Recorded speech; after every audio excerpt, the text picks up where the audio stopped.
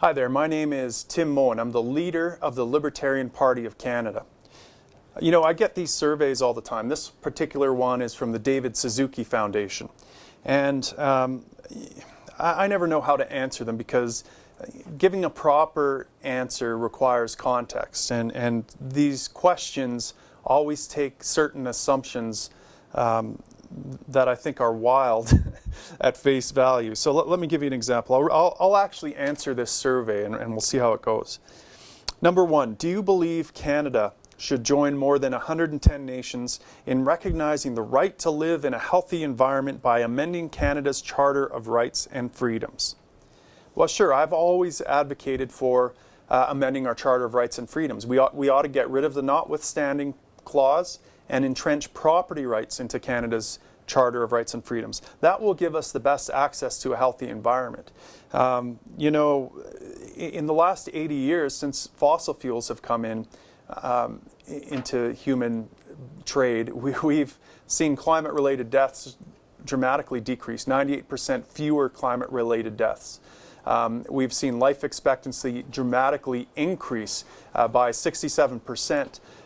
You know, we have clean water, medicine, plentiful food production, all these benefits of fossil fuels. So fossil fuels, and in particular, because of property rights, have given us access to a healthier environment, healthy, cleaner environment for humans.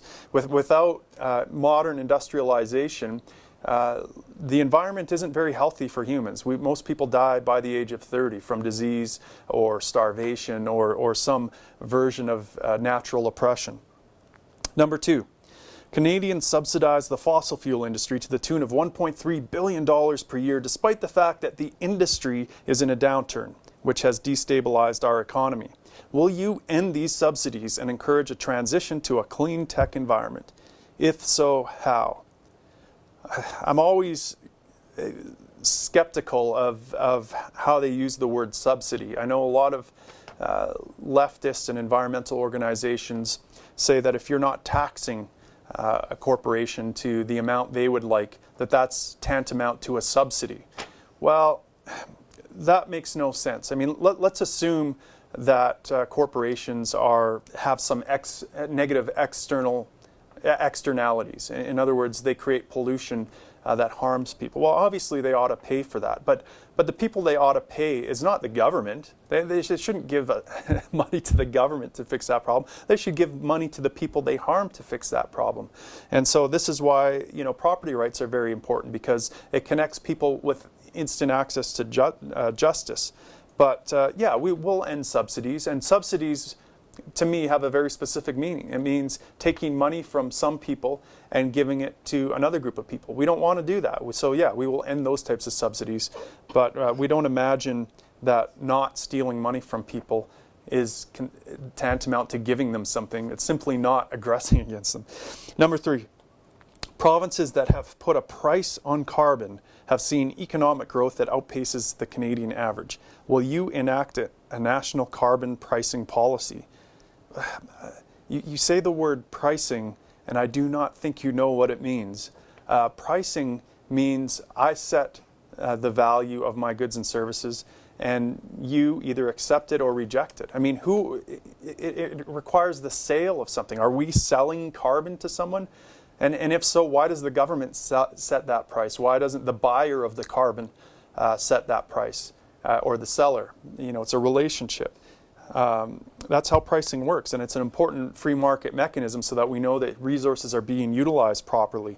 But this idea of taxing people who produce carbon dioxide, let's be clear here, carbon dioxide, plant food, you know, need to pay for that. I mean, that's a horrendously anti-human stance to take. I mean, that will immediately put 800 million people that are living under the poverty line and don't know where they're going to get their next meal from. That'll immediately put their lives in jeopardy. This is insane to imagine that this is pro-human policy. Number four, Canadians deserve a government that is open, transparent, and committed to science. Will you support allowing government scientists to speak freely about their work, opening up review processes to all concerned Canadians, and basing decisions on the best available evidence? Well, yeah, look, I support that. I mean, if my tax dollars are going to pay for a study of how many hummingbirds are flying around a tree, I should be able to see how many hummingbirds, I should have access to that data. I should know that.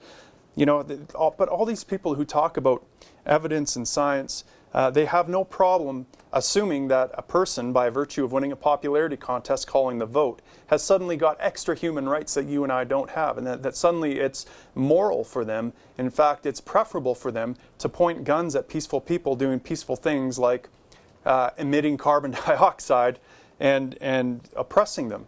I mean, where's your scientific evidence that they have extra human rights? Something that might be scientific would be an MRI scan showing a politician pre-election and post-election to see if they've developed any extra neofrontal cortexes that give them extra human rights, that somewhere inside them has grown a new organ that emits new human rights that none of us have. That would be scientific evidence to support, you know, government getting involved in the lives of humans and pointing guns at them.